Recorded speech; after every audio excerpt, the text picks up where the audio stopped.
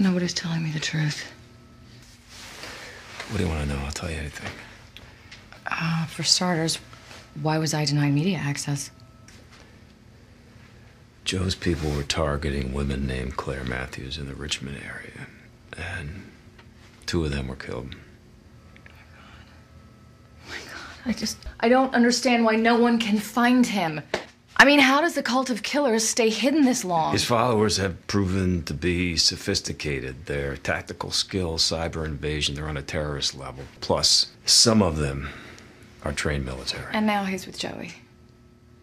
That madman has my son. We need to move you someplace safer.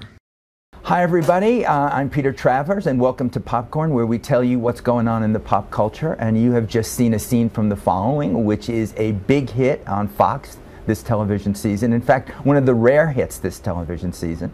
And I think one of the main reasons it is the star of The Following, Kevin Bacon, who luckily is right here today.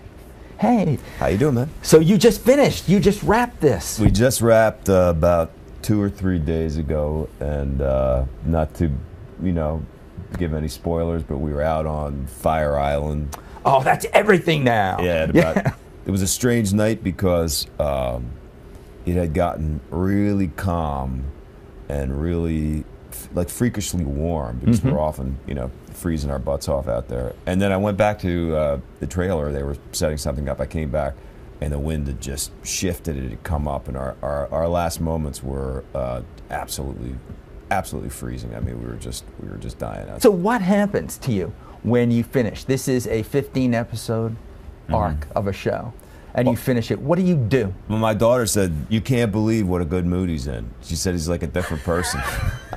It starts to kind of take its toll on you because rarely does this character go to a nice place.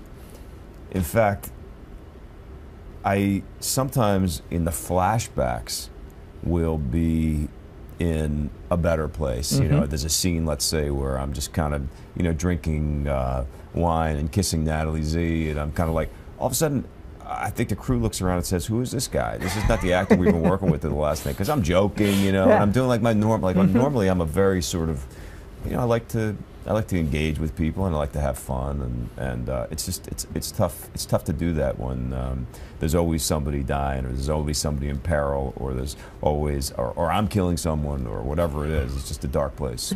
Well, tell the people, those people that don't know who Ryan Hardy is, this ex-FBI guy that you're playing. Who is he? When I first was talking to the creator, Kevin Williamson, about the character, I was like, who is he? Who is he? Who is he? And we kind of went back and forth about a lot of different stuff. And he said to me, "This is the man whose life has been surrounded by death."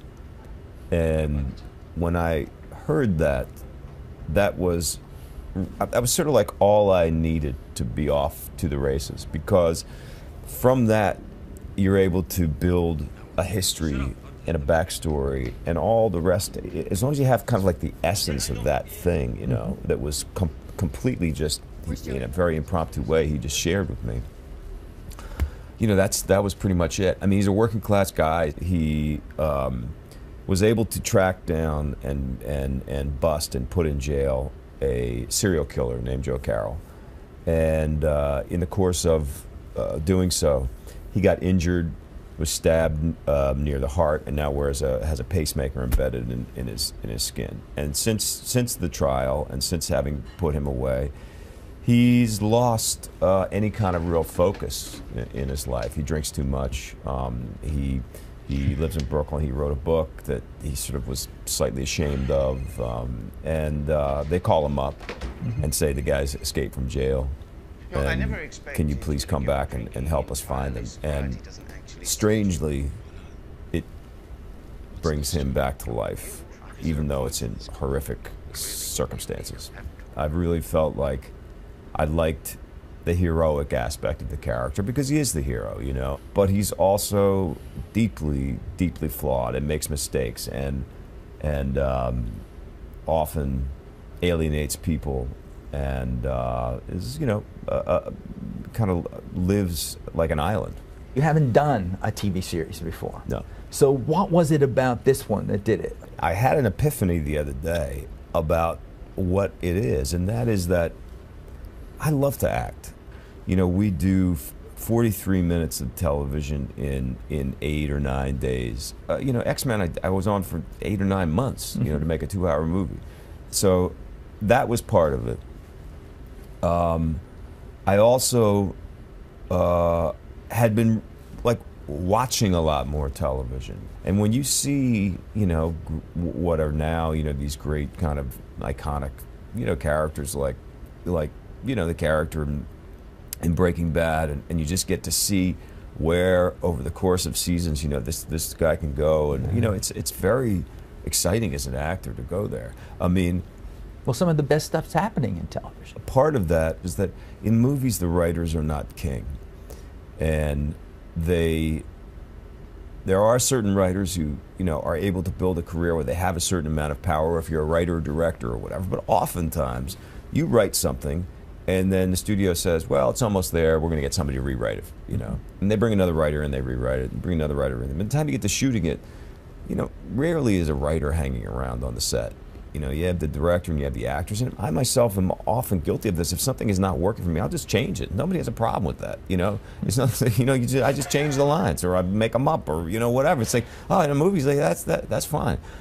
So the great writers, I think there's got to be a certain amount of frustration about that, and probably the same thing for them too, is that they're not get a chance to really keep rolling something out and keep working on it. So they go to television. And that's what's happened. So when the writers are there, they are the ones that are running the show, and you start to find better and better scripts. Hookers and blow, hookers and blow. Friends and lovers will come, friends and lovers will go.